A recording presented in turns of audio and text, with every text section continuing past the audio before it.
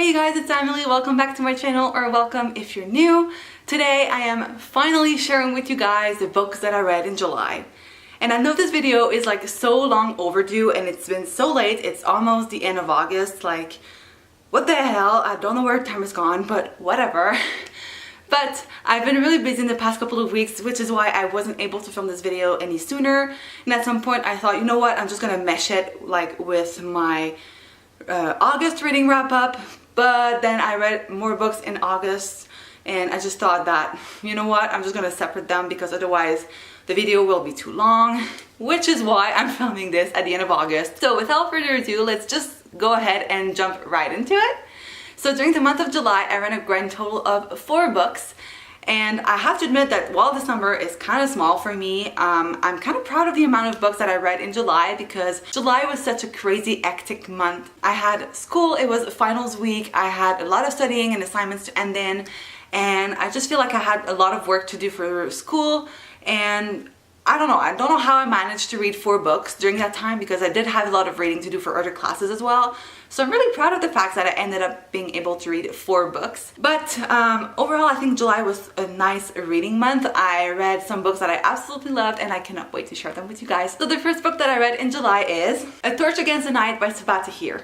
This is a sequel to An Ember in the Ashes, and as you know, I reread An Ember in the Ashes back in June, so I will leave the video where I talk more about the book up on the screen for you to watch if you haven't seen it yet. And oh my god, you guys, this book was absolutely amazing. It is a sequel, so I'm not going to give you a summary just because I don't want to spoil you if you haven't read An Ember in the Ashes yet.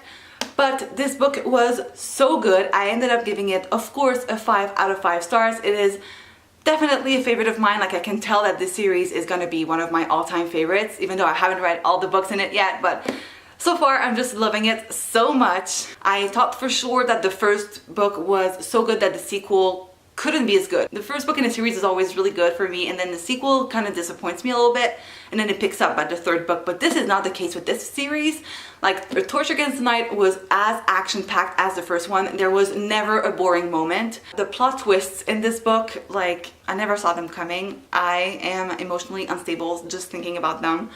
I really love the story. I thought it was just as good as the first one. It really follows up right where the first book ended, and I just really liked where things went from there. It was a really different direction from what I was expecting, but it was also really, really good. One of the things I love so much about this series is the characters. I absolutely love Laia and Elias.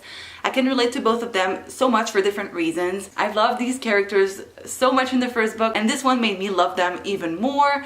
I also really like the addition of a third point of view in A Torch Against the Night. In An Ember in the Ashes, we only follow the stories from Laia's and Elias' point of view. But in A Torch Against the Night, we also see things from Eline's perspective, which I think is so eye-opening. And I really enjoyed reading from Eline's perspective because in the first book, she's present a lot, but we don't see things from her eyes. We don't see what she's thinking. We don't get to really understand what's going on in her head. And what happens at the end of the first book, I just couldn't wait to see how things would unfold for Eline, and I think it was a really nice move on Saccades' part to include her in this book. Eline has never been one of my favorite characters. I didn't really like her in An Ember in the Ashes, and even now I don't really like her as a character, but I really like reading from her perspective because it makes me understand her a lot more. Overall, I just really enjoyed this book, and I'm so looking forward to reading Reaper at the Gates, which is the third book in the series. The second book that I read during the month of July is actually an audiobook. And I got into Audible at the beginning of the month of July. I wanted to try it out and see if I would like audiobooks.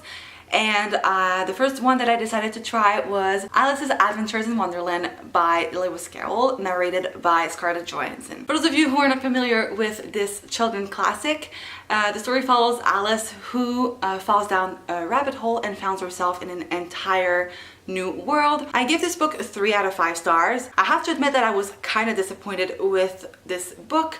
I just thought that I would love it more. I am really familiar with Alice's story. I watched a bunch of movie adaptations and I always really liked them. I love the Tim Burton version. I also really liked the Disney version as a kid, but for some reason I just didn't really enjoy this story.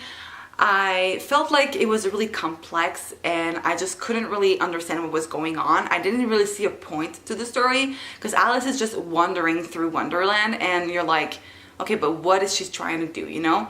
Like, why is she going through all of this? I just don't understand. And I also didn't really particularly like any of the characters. They felt childish to me and kind of like frigid in a way. I had really high expectations for some of the characters, especially the ones that you see in the movie adaptations, and I felt like a lot of them were missing from this story. I've been told that a lot of the characters that we're familiar with, like Tweedledee and Tweedledum and the White Queen and a lot more characters, are actually in the sequel. However, I really did enjoy the world building. I feel like Lewis Carroll has created such a complex and lush world, and I kind of wanted myself to be in Wonderland even though I didn't really like any of the characters. But I still believe that this world building is amazing, and the writing, despite being kind of like childish because it is a children's classic, I still really like the way the world was presented to me, and it kind of made me understand why people would adapt it as a movie. I also really like the audiobook. Despite not liking the story, I thought that Scarlett Johansson did an amazing job at narrating the story. I think I might just be too old to really appreciate Alice in Wonderland to its full potential. I don't know, maybe it's just because I had really high expectations because I was familiar with the story already and it just wasn't what I was expecting. But I will be picking up the sequel because I do want to see where things go from there. The third book that I read this month is Ace of Shades by Amanda Foody.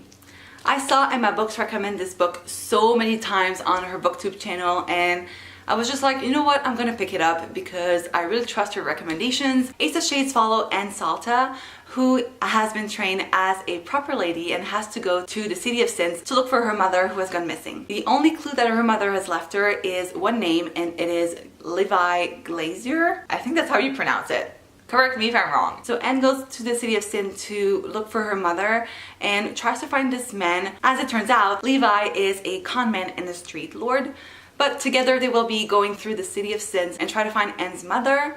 But eventually Levi's enemies catch up to them and they have to play this shadow game where the players have to bet their life and they always lose. I ended up giving this book a 4 out of 5 stars. It was such a fun read. I really enjoyed it. I was disappointed by a few things, but overall I think it was a really strong debut. My favorite thing about this book is definitely the world building. I feel like Amanda Foody has created such a complex and interesting world, and I thought it was a really fun idea to have families be known for their talent. This is something that I haven't seen before, and I thought that it was a really refreshing idea. This book also gave me like a strong Six of Crows and Caravelle vibe. So if you like Six of Crows, you're definitely gonna love this book. The atmosphere and just like the scenery kind of reminded me a lot of Six of Crows, and the part of the shadow game reminded me a lot of Caravelle for some reason. So if you enjoyed either of those books, I think you definitely enjoy Ace of Shades. I also really like the way the story was written. I thought the fact that we were alternating between Levi and Anne's points of view brought an interesting dynamic to the story, and I also really like the descriptions in this novel. Like I said before, it's a very atmospheric book, and I just thought that Amanda Foody did an amazing job at describing the world and the characters themselves. However, there is something that really irked me about the writing, and that's the fact that every time the character cursed, instead of using an actual curse word, they would use the word muck, which we all know what it really stands for. I feel like if you're gonna make your characters curse, just use the real stuff. I feel like YA authors do that a lot. They try to change the curse words to some made-up word, but it never ends well. I never end up liking it. I also feel like this book was kind of weirdly paced.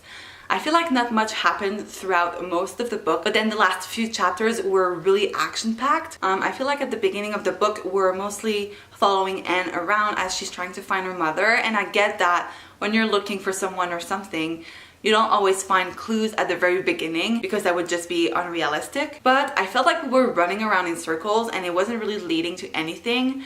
So I was kind of bored at the beginning of the book. I also just want to quickly mention that I wasn't that much into the romance between the two main characters. At first I didn't feel like they had any chemistry, but at some point I started really shipping them together. Overall, I did really enjoy it, and I am very much looking forward to the sequel. The last book that I ended up reading in July is actually a reread, and that is Caravelle by Stephanie Garber. As I mentioned, I read Caravelle for the first time back in October last year, and I really liked it. It was one of my favorite books of 2017. As a sequel, Legendary has come out this spring. I thought, you know what, I'm just gonna reread Caravelle because despite really loving this book, I didn't remember that much from it. So if you're not familiar with Caravelle, it follows two sisters, Scarlett and Tella, who have been dreaming of Caravelle for years, and they have never left their tiny isle of Trisda. But then the sisters' long-awaited invitations come in, and it seems that their wish to escape their abusive father and finally attend Caravelle has finally come true. But as soon as they get to the island, Tella gets kidnapped by the master of Caravelle, Legend, and Scarlett has to play the game to find her sister before her wedding. The first time that I read this, I gave it a 5 out of 5 stars. I really liked it. But then when I read this again this year, I ended up giving this book a 4 out of 5 stars, and let me tell you why. For some reason, I didn't enjoy this book as much the second time around. I don't know if it's because I had such fond memories of reading this book in England in October, but there are some things that didn't bug me the first time that I read it that did this time around. For example, Scarlett, the main character, really annoyed me while I was reading this book. The first time that I read it, I actually really enjoyed reading from her point of view. But while I was reading it the second time, I just found her to be super annoying. I feel like she was too uptight and she couldn't come to terms with what she truly wanted. And I know it's part of the plot and that she grows throughout the story, but for some reason that really got on my nerve. I also wasn't that much into the romance. I still really felt like the two main characters had a lot of chemistry, but I feel like their romance was really rushed and kind of forced. However, I really have to end it to Stephanie Garber. She knows how to create an interesting plot and to create a complex world, because that is absolutely amazing. For a debut novel, I just feel like this was perfect. The world building is absolutely incredible. The descriptions are lush and vivid, and like, I know this is a fictional world, but I could actually picture it in my head, and I felt like it was somewhere that existed for real. And finally, let's talk about the storyline, because I feel like it was so well done. And oh my god, that ending, that plot twist, like what? I'm so excited to read the sequel. The story will make you go through a roller coaster of emotions, and by the time you finish this book, you will be on the edge of your seat. Overall, I think Caravelle is a very unique story that everyone needs to read, and that will have you hooked from the very first page. So that's it, you guys, for this video. I hope you guys enjoyed it. Thank you guys so much for watching. And let me know in the comments below what books you've read recently. If you enjoyed this video, make sure you give it a thumbs up. Don't forget to subscribe if you're not already. And I guess that's it, and I'll see you guys in my next video. Bye!